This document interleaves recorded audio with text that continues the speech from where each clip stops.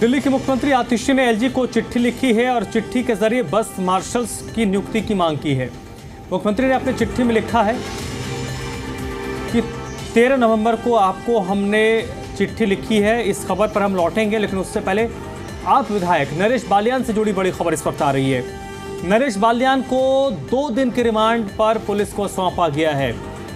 दिल्ली के Rouse Avenue court में नरेश बालियान को पेश किया गया था। दिल्ली पुलिस की तरफ से 5 दिन का रिमांड मांगा गया, लेकिन राउस एवेन्यू कोर्ट ने दिल्ली पुलिस को विधायक नरेश बालियान का 2 दिन का रिमांड दिया है। अब इस रिमांड पीरियड के दौरान आम आदमी पार्टी के विधायक से क्राइम ब्रांच एक्सटॉर्शन के मसले पर पूछताछ करेगी। देवेश इस वक्त मेरे साथ जुड़ चुके हैं। देवेश, जिस चीज़ का जिक्र अब से थोड़ी देर पहले हम लोग कर रहे थे कि 5 दिन की रिमांड मांगी गई है, और अमूमन इस तरीके के मामलों में होता ये है कि कोर्ट अमूमन रिमांड 1 से 2 दिन का दे देती है, और अब विधायक का 2 दिन का रिमांड दिल्ली पुलिस को मिल गया है। देखिए, बिल्कुल 5 दिन की रिमांड हालांकि मांगी गई थी दिल्ली पुलिस की तरफ से।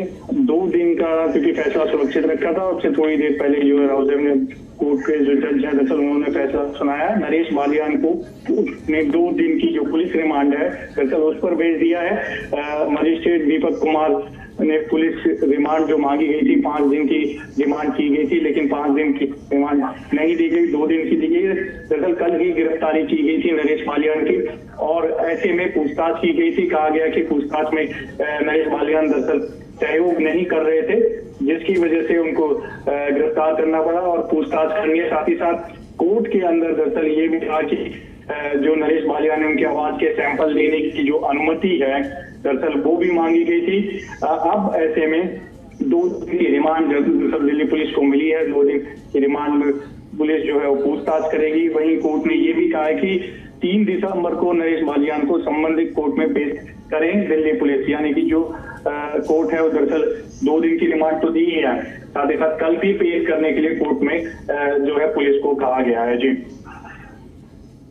और देवेश, अब क्योंकि दिल्ली पुलिस के लिए भी चुनौती होगी कि इस रिमांड पीरियड के दौरान वो अपने आरोपों को भी एस्टेब्लिश करे, क्योंकि ये बहुत महत्वपूर्ण हो जाता है कि जब आप दोबारा से उनको 2 दिन की रिमांड अवधि खत्म होने के बाद कोर्ट में पेश करें तो आपके पास कोर्ट को बताने के लिए पुख्ता सबूत हों, एविडेंस हों। देखिए, बिल्कुल अगर नरेश बालियान जो वकील हैं दरअसल उनका देखें कोर्ट के अंदर जो उन्होंने बोला है, उन्होंने कहा कि कोई आधार नहीं था दरअसल गिरफ्तारी को लेकर, और साथ ही साथ क्योंकि उन्होंने ये भी जिक्र किया कि ये कह रहे हैं कि कल ही पता चला कि बिना लैब जांच के मुझे उठा लिया गया है। उनका कहना है कि आवाज का कोई सैंपल नहीं दिया गया।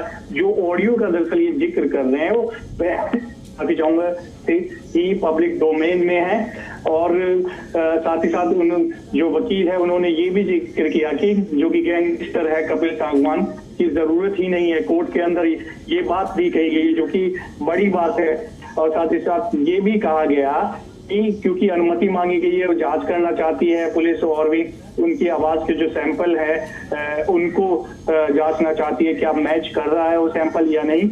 नरेश बालियान से वकील ने ये भी जिक्र किया कि जब पूछताछ हो रही थी तो उन्होंने कहा कि मेरा चुप रहने का अधिकार है और मैंने वो चुना है। जब पूछताछ की बात हो रही थी तो जवाब नहीं दे रहे थे दरअसल, तो इसी को लेकर उनके वकील ने ये जिक्र किया है। फिलहाल कह सकते हैं कि जो है राहत तो फिलहाल नहीं मिल पाई है। 2 दिन की जो है पुलिस रिमांड पर नरेश बालियान रहेंगे। इस दौरान जो है पुलिस उनसे पूछताछ करेगी आगे के लिए। जी, बहुत बहुत शुक्रिया देवेश आपका इस जानकारी के, इस बातचीत के लिए।